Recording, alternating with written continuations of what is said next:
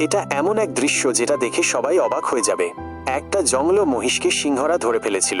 মহিষ প্রাণপণে নিজেকে ছাড়িয়ে নেওয়ার চেষ্টা করছিল, কিন্তু কিছুতেই পারছিল না।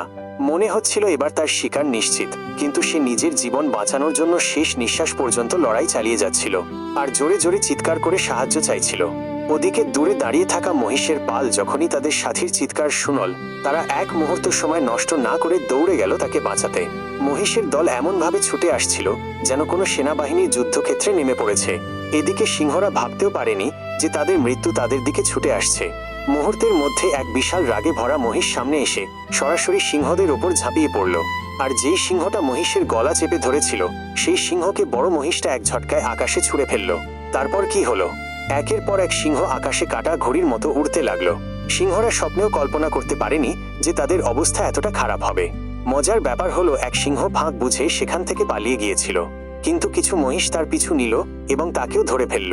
তাই এই মহিষাদের বন্ধুত্বের জন্য একটা লাইক অবশ্যই করবেন।